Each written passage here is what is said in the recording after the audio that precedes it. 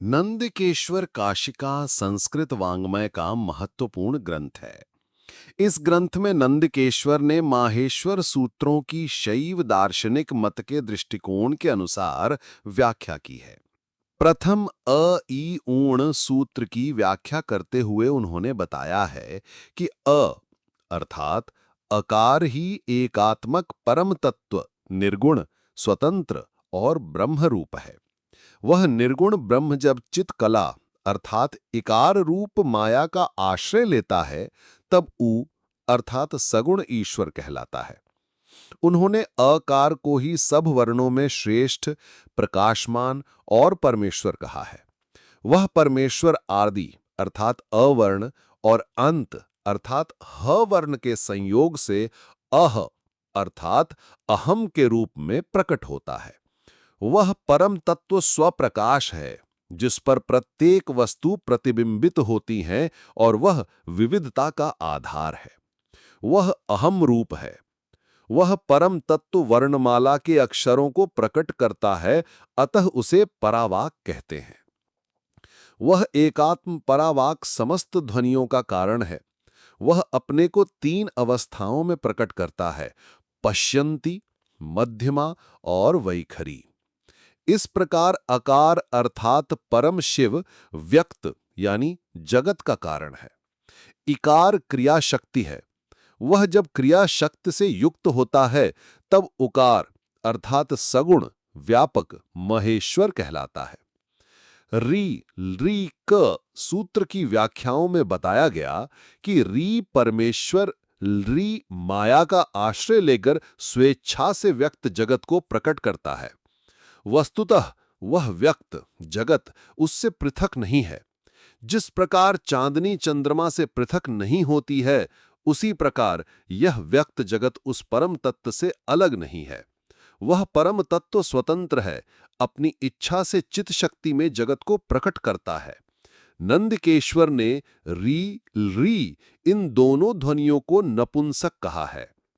ए ओंग और ऐ औच इन दोनों सूत्रों की व्याख्या के द्वारा उन्होंने परब्रह्म और माया में एकता अर्थात अभिन्नता का प्रतिपादन किया है। उनके अनुसार जिस प्रकार अ अक्षर ई वर्ण के संयोग से ए बनता है, उसी प्रकार वह परब्रह्म माया से युक्त होकर जगत के रूप में प्रतिभासित होता है। वस्तुतः वह परम तत्व से भिन्न नहीं है।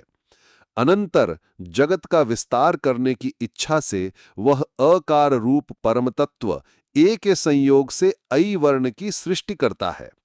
उसी प्रकार अवर्ण ओ के संयोग से औ की सृष्टि करता है। वस्तुतः अयुक्त ई ए, अयुक्त ए ऐ, अयुक्त उ ओ, अयुक्त ओ औ ये सभी अ के ही रूप हैं, उससे अलग नहीं है। उसी प्रकार व्यक्त सभी पदार्थ उस परम तत्व से अलग नहीं है। तदनंतर हयवरट और लण सूत्रों की व्याख्या करते हुए उससे आकाश आदि पंचभूतों की उत्पत्ति बताई है। उनके अनुसार अहम यानी वर्ण समूह के अवयव ह, य, व, र, ल से क्रमशः आकाश, वायु, जल, अग्नि और पृथ्वी की उत्पत्ति होती है। उसके बाद य म गण न को व्याख्या में यह बताया गया है कि उन आकाश आदि पंचभूतों से क्रमशः शब्द, स्पर्श, रस, रूप और गंध गुण उत्पन्न होते हैं।